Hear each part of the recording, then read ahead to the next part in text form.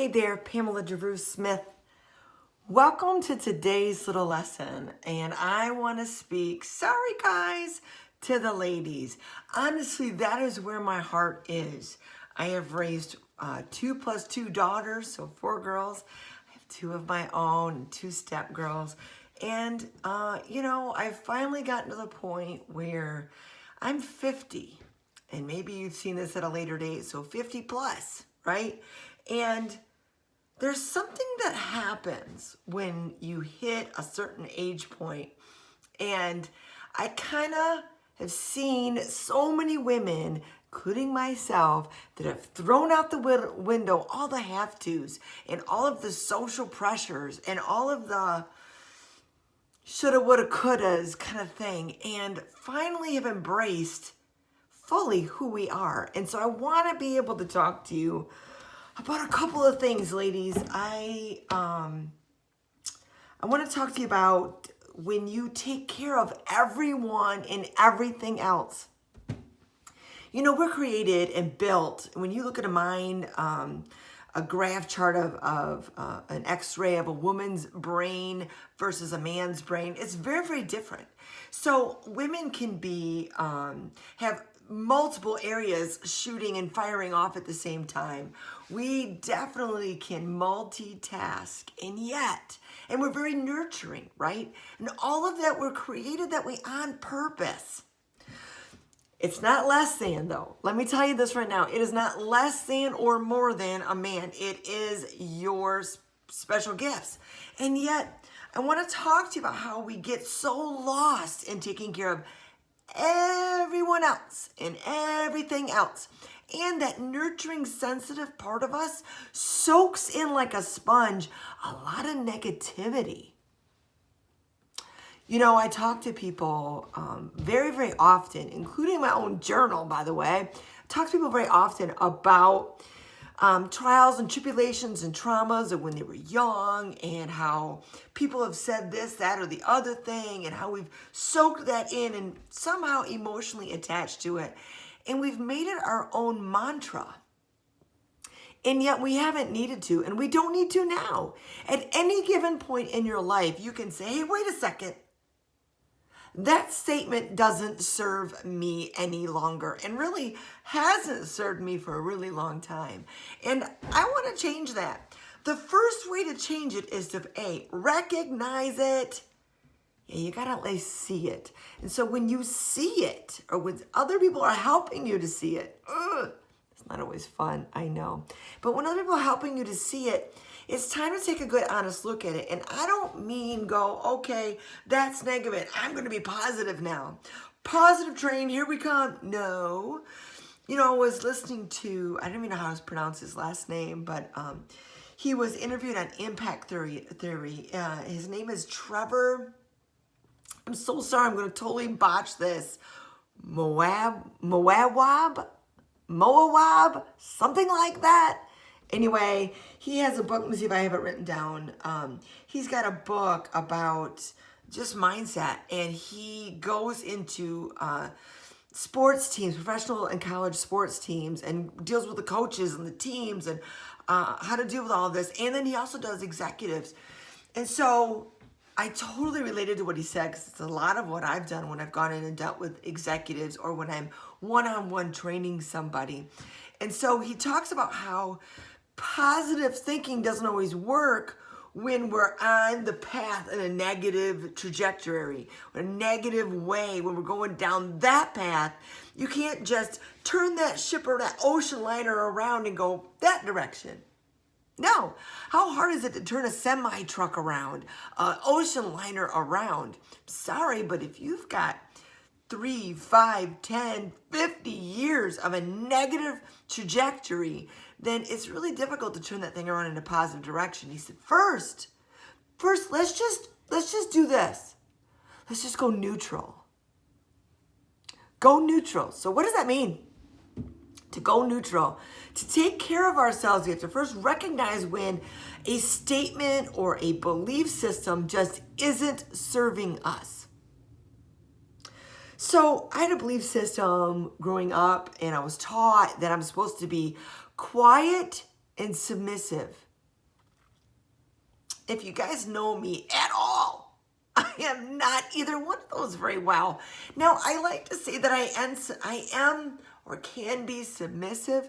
I will follow as long as the leadership is good and it's healthy. I don't like to follow somebody who's going down a negative path. I don't like to follow somebody who's going into health in a negative way, or who's going to throw a lot of turmoil and drama within the situation. That includes work, marriage, family, whatever. I don't want to go down that path. And if I can at all help it, I want to avoid that, and I don't want to just succumb to it. So I learned a few years back that just because I wasn't quiet and submissive the way I was taught to be submissive doesn't mean I can't follow good leadership. Yes, I can. I love good leadership. In fact, I much prefer to stand underneath or behind or next to something that is a worthwhile cause than to fully and completely create my own. That could be more true. And so, yeah, I can be submissive. I like that. And yet the traditional stance of it, I had to say, you know what? That's not serving me, because it's causing me to follow at one point a spouse, friends, or family. You know, I'm not supposed to just sit and take it because I'm supposed to be submissive. If they're being negative and full of drama, I'm going to at least remove myself from the situation. That's negative. I'm not neutral. That is just a neutral energy. I'm just going to simply remove myself from that situation. And so when we want to have a neutral way of thinking, we have to first recognize what's going on and simply stop saying out loud the negativity. Let me give you a couple of stats on this. When we say something out loud, you are giving that statement, whatever it is, 10 times more power, according to Trevor. 10 times, in all of his studies, 10 times more power than if you were to just think it. So when I'm thinking it, it's got power. But when I speak it out loud, it has 10 times the more sticking value than if I just were to think of it. Now, if I make that positive statement versus a negative statement, the negative statement has 4 to 7 times more power than the positive statement.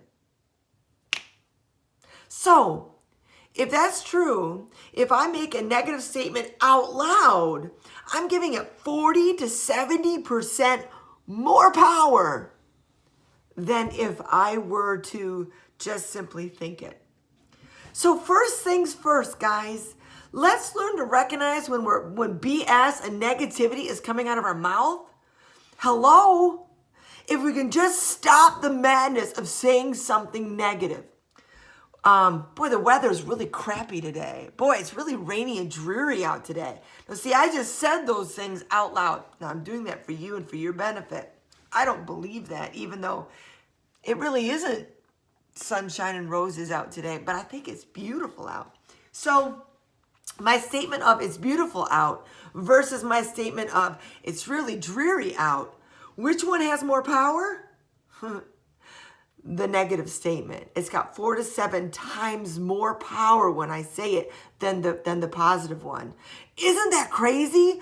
So if we're going to say something out loud, let's check ourselves. I call it my mind Rolodex. So when I go to say something, I get this, well, that's old school, right? Now you know how old I am. Rolodex. I kind of run through those words. Is that a good statement? Should I really say that out loud? I don't really know if that's the right word. And I kind of go through those things in my mind, getting to what the right statement needs to be. Or simply zip it and throw away the key. Just shut it. Shut up. Learn to be quiet. God in the Bible says, be still. Hello? It also says, do everything without complaining or arguing. Okay, God doesn't say, hey, go along and be happy-go-lucky positive even though you're going through cancer. Just learn to not say the negative statements. And tell your doctors and nurses around you to not say the negative statements. And oh, by the way, your family and friends, which is where you're going to get the most negativity from, why is that? That's my life question. Why do family who supposedly love you give you the most crap and flack about whatever it is you want to do and say and feel? I don't know. However, what I have realized that if I either remove myself from the situation, become neutral, or I simply recognize the fact that I don't want to say the negative statement.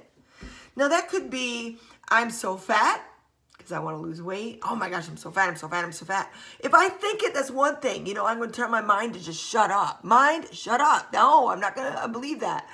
Or I'm going to allow myself to say, you know what? Zip it, lock it, throw away the key. I'm not making that statement out loud. So according to this book, according to Trevor in this interview and impact theory, it's really important just to simply beginning of all beginnings is to literally shut up. Just don't say it. So we've got to recognize when we're making so many negative statements because we are habitually got diarrhea of the mouth when it comes to negativity. I don't really like that. I don't want that. That's kind of stupid. That's ugly. That's dreary. I don't want, that tastes awful. That's a bad recipe. Did you see that person? Oh my gosh, look at that person. Why are they dressed like that? Why is their hair like that? Why are they doing that? Oh my gosh, it is like diarrhea of the mouth. Sorry about the graphic, but not sorry. It's so true. If we can just learn to shut up, stop the negative statements, we will be leaps and bounds, 40 to 70% better off than if we were to just think it. So leave it in your head, and then we'll learn to shut it off in our heads. And then, which is all neutral territory, okay? And then once we get into those habits, then we can start turning it to the positive. But when I'm driving a semi in one direction down the highway, I first have to stop before I can turn around. So that's what we're talking about. We're talking about taking care of yourself by stopping the negative BS that's coming out of your mouth, out of my mouth. We've got to stop the madness. Take the semi-truck, put on the brakes, stop it. Even if a negative thought's going through your head, don't say it out loud. It comes to the old adage when I was listening to him. If you don't have anything nice to say, many of you guys can finish that statement. Come on, write it down. What's the answer? Write it down. If you don't have anything nice to say nothing at all. Just don't say it. Nobody needs your negative opinion. Your family members don't need it. You don't need it when you look in the mirror. You don't need to hear it. Your spouse doesn't need it. Your kids surely don't need it. If you don't like what's going on, like I like to say to my husband, and I learned this a long time ago, he gives me an opinion about something that I don't agree with or that I didn't ask for, and I will look at him nicely at first, unless he doesn't listen. Look at him nicely at first. You know what? I didn't ask for your opinion. I didn't ask for it. Hey, family member, I didn't ask for your opinion. Hey, mom, love ya, mean it, didn't want your opinion on that. And I am that bold. When is it our turn to live our lives? Have our minds, our thoughts, and our direction in life? If you have a lot of negativity going on in your life, first of all, look in the mirror. Let's see what's coming out of your mouth. Figure it out. What's coming out of your mouth, and simply stop the semi from going down the highway in that direction. Okay, just stop it. Go neutral. Shut it up. Zip it. Be still. If you don't have anything nice to say nothing at all. That's the real deal. I mean, my gosh, how did we stop learning this stuff? I can't believe I even got to talk about it on the video. Somebody wrote a whole book and is making millions off of it. Seriously? If you don't have anything nice to say, shut up. Am I wrong? Tell me if I'm right or wrong. Comment below. Come on, comment below. Okay, guys, I'm going to talk about some more of this tomorrow and the next day because I really was impacted. I didn't really have a lot of ahas, but it was like what he said connected to that statement. If you don't have anything nice to say, I mean, why is that rocket science? I don't know, but it is. So there you go. So I'm going to go ahead and sign it off for now. If you haven't subscribed to Pamela DeVrou Smith, come on, man. Hit that subscribe button. Hit the like button. Send it out in the YouTube universe. And by all means, share this on Facebook and Instagram and all your other places.